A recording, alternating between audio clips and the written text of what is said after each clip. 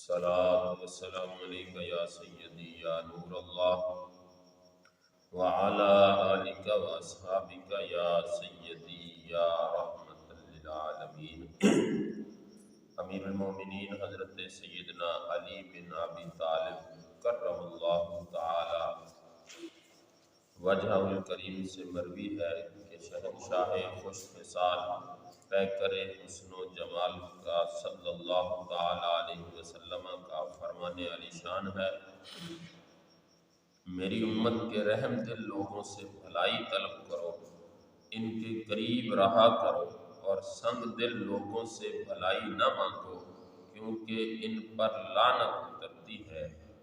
اے علی، اللہ نے بھلائی کو پیدا فرمایا تو اس کے اہل یعنی افراد کو بھی پیدا فرمایا، پھر بھلائی کو ان کا محبوب کر دیا اور اس پر عمل کرنا انہیں محبوب بنا دیا، نیز انہیں اس کی طلب میں یوں لگا دیا جیسے وہ پانی کو قحط زدہ زمین کی طرف پھیر دیتا کہ وہ اس پانی کے ذریعے وہاں والوں کو جلا بخشے، اور بے شک جو لوگ دنیا میں بھلائی والے ہوں گے وہی آخرت میں بھی بھلائی والے ہوں گے۔ سنگ دل لوگوں سے نبی کریم رؤوف الرحیم رحمت للعالمین نے فرمایا سخت دل لوگوں سے بھلائی نہ مانگو، کیونکہ ان پر تو لعنت اترتی ہے، اللہ کی لعنت ہو رہی ہے ان پر۔ جو سنگ دل لوگ ہیں، جو سخت دل لوگ ہیں، جو رب کی راہ میں خرچ نہیں کرتے، جو صدقہ و خیرات نہیں کرتے، حتیٰ کہ فرمایا کسی کو کھانا تک بھی نہیں کھلاتے، وہ سنگ دل لوگ ہیں، ان لوگوں سے بھلائی کبھی طلب نہ کرو، کیوں؟ ساتھ ہی فرما دیا کہ ان پر تو لعنت اترتی ہے۔ میرے محبوب کا یہ فرمان مستدرک حاکم کے اندر ہے، حدیث پاک کا نمبر 7978 ہے، جز 5 صفحہ نمبر 458 ہے۔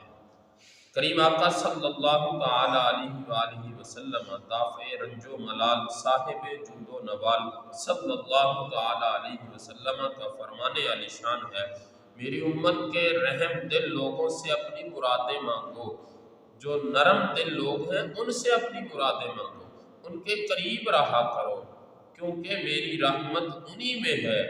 اللہ اکبر۔ فرمایا جو نرم دل لوگ ہیں ان کے قریب بھی رہا کرو، ان سے اپنی مرادیں مانگو، اور سنگ دل لوگوں سے مرادیں نہ مانگو کیونکہ وہ میری ناراضگی کے منتظر ہیں۔ اللہ اکبر۔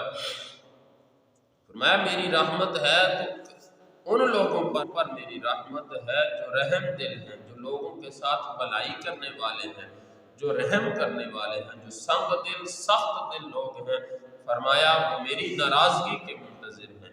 محبوب کا یہ فرمان کنز العمال کے اندر موجود ہے، حدیث پاک کا نمبر 16802 ہے، جز 6 صفحہ نمبر 220 پر میرے محبوب کا یہ فرمان موجود ہے۔ دیکھیے میرے مسلمان بھائی، اگر تیرا بھی دل آج سخت ہو چکا ہے، تیرے دل میں کوئی رحم نہیں آتا، تو سوچ لے، غور کر لے، رب کی بارگاہ میں تو مردود کیوں ہو گیا؟ تیرا دل اتنا سخت کیوں ہو گیا؟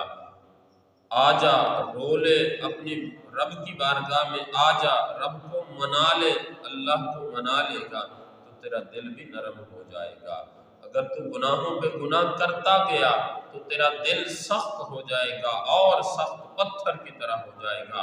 پھر میرے محبوب نے فرمایا ان پر تو ناراضگی اترتی ہے، ان پر تو لعنت اترتی ہے، تم لوگ ان لوگوں کے پاس نہ بیٹھا کرو جو سخت دل سنگ دل لوگ ہیں۔ دیکھیے میرے محبوب نے یہاں تک فرما دیا۔ میرے مسلمان بھائی، اللہ سے دعا ہے اللہ تعالی ہمیں اپنی بارگاہ میں جھکنے والا، اللہ تعالی ہمیں اپنے گناہوں سے معافی مانگنے والا بنا دے، توبہ کرنے والا بنا دے۔